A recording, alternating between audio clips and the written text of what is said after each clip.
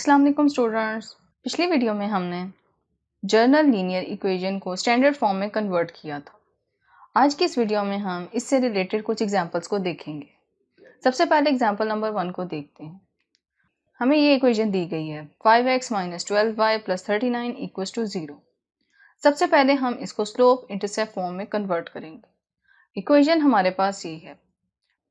इसमें से 12 को हम इक्वल की दूसरी साइड पे ले जाएंगे जिससे वो पॉजिटिव 12y बन जाएगा। अब 12 को राइट साइड वाली दोनों टर्म से डिवाइड कर देंगे जिससे y = 5/12x + 39/12 आ जाएगा। 5/12 इसमें से m यानी स्लोप है और 39/12 c यानी कि y इंटरसेप्ट। अब हम इस इक्वेशन को 2 इंटरसेप्ट फॉर्म में कन्वर्ट करते हैं। इस इक्वेशन में से 39 को 0 की दूसरी साइड पे ले जाएंगे जिससे -39 आ जाएगा। अब बोथ साइड्स पे 39 को डिवाइड कर देंगे जिससे हमारे पास 5x/-39 + 12/39y = 1 आ जाए। इसको हम इस तरह से भी लिख सकते हैं क्योंकि 2 इंटरसेप्ट फॉर्म की स्टैंडर्ड इक्वेशन कुछ इस तरह की होती है। तो x/39/15 + y/39/12 = 1 आ जाएगा। अब हम इसको नॉर्मल फॉर्म में कन्वर्ट करते हैं। नॉर्मल फॉर्म के लिए हम सबसे पहले इसका मैग्नीट्यूड लेंगे। मैग्नीट्यूड लेने से हमारे पास ±√13 आ जाएगा और इन वैल्यूज को हम नॉर्मल फॉर्म की स्टैंडर्ड इक्वेशन में पुट करेंगे जिससे हमारे पास ये आएगा। नंबर 4, अब हम इस इक्वेशन को पॉइंट स्लोप फॉर्म में कन्वर्ट करते हैं। इसकी स्टैंडर्ड इक्वेशन इस तरह की होती है, यानी y = -a/b × x + c/a। -a/b m की इक्वल होता है जो कि स्लोप। c और m की वैल्यूज हम पहले ही फाइंड कर चुके हैं, तो m इक्वल है 5/12 और c इक्वल है 39/12। इन वैल्यूज को इस इक्वेशन में पुट करेंगे जिससे ये आएगा y = 5/12 × x + 39/12। अब हम इस इक्वेशन को 2 पॉइंट फॉर्म में कन्वर्ट करेंगे। लाइन पे एक पॉइंट 0 39/12 और -39/5 है। 2 पॉइंट फॉर्म की स्टैंडर्ड इक्वेशन ये होती है। इस इक्वेशन के मुताबिक c हमारे पास -c/b है जो कि -39/12 के इक्वल है। c/a 39/5 के इक्वल है और इन तमाम वैल्यूज को पुट करेंगे जिससे ये आएगा। और लास्ट में हम इस इक्वेशन को सिमेट्रिक फॉर्म में कन्वर्ट करेंगे। सबसे पहले हम साइन अल्फा और कॉस अल्फा की वैल्यूज निकालते हैं। साइन अल्फा के लिए हमें ये फॉर्मूला दिया गया है, इसमें a और b की वैल्यूज को पुट करेंगे। a हमारे पास 5 और b हमारे पास -12 है। वैल्यूज को पुट करने से हमारे पास ये आएगा। इसको सॉल्व करेंगे। सॉल्व करने से साइन अल्फा की वैल्यू हमारे पास 12/13 आएगी। इसी तरह कॉस अल्फा के लिए हमें ये फॉर्मूला दिया गया है, इसमें भी a और b की वैल्यूज को पुट करेंगे जिससे हमारे पास ये आएगा। सिंप्लीफाई करने से कॉस अल्फा की वैल्यू हमारे पास 5/13 आएगी।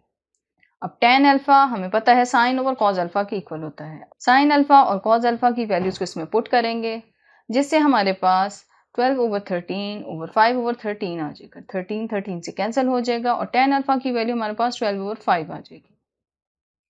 Equation of line in symmetric form हमारे पास ये होती है, यानी x - × -c/a over ±√a² + b² जो कि इक्वल है y - 0/a over ±√a² + b² और ये दोनों इक्वल होती हैं r के। c/a हमारे पास 39/5 है, b ओवर ±√a² + b² जो कि साइन अल्फा के इक्वल था 12/13 के इक्वल है।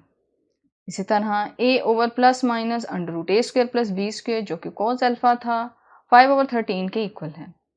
इन तमाम वैल्यूज को पुट करेंगे जिससे हमारे पास ये आएगा x + 39/5 ओवर 12/13 = y - 0/5/13। उम्मीद है आपको इस एग्जाम्पल की समझ आ गई होगी।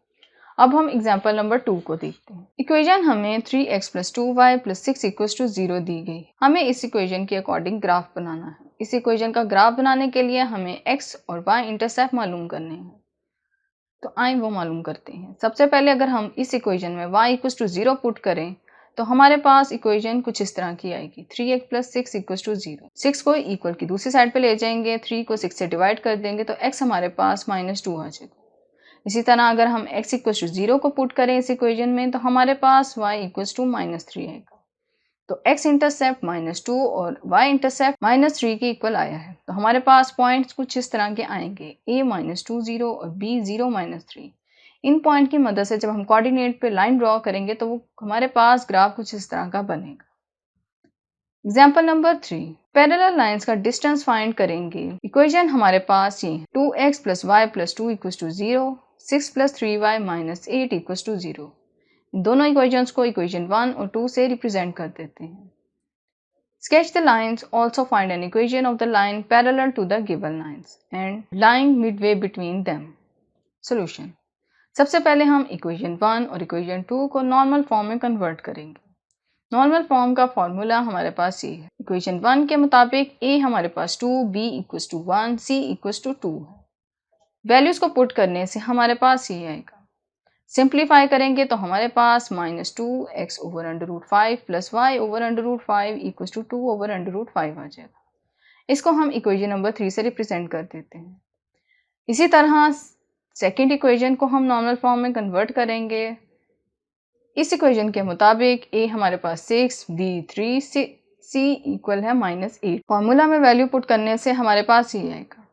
को सिंप्लीफाई करेंगे तो हमारे पास 6 over under root 45x plus 3 over under root 45y equals to 8 over under root 45 आएगा। इसको हम इक्वेशन 4 से रिप्रेजेंट कर देते हैं। परपेंडिकुलर की लेंथ 0, 0 से इक्वेशन 1 के लिए हमारे पास ये आएगी 2 ओवर अंडर रूट 5। इसी तरह से लाइन 2 के लिए 8 ओवर 3 अंडर रूट 5 होगी।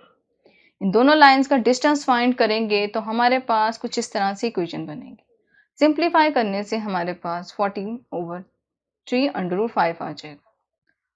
So the line parallel to the given lines lying midway between them is such that the length of the perpendicular from 0 to the line. तो वो values हमारे पास 8 over 3 under root 5 minus 7 over 3 under root 5 होंगी, या हम 7 over 3 under root 5 minus 2 over under root 5 भी कह सकते हैं। इसको सॉल्व करेंगे। सॉल्व करने से हमारे पास 1 ओवर 3 अंडर रूट 5 आ जाएगा। तो हमारे पास required line 2x over under root 5 plus Y over under root 5 equals to 1 over 3 under root 5 आया है। इस ग्राफ से आप देख सकते हैं कि दोनों लाइंस ओरिजिन से अपोजिट साइड पर हैं, तो इनका डिस्टेंस परपेंडिकुलर लेंथ के इक्वल होगा।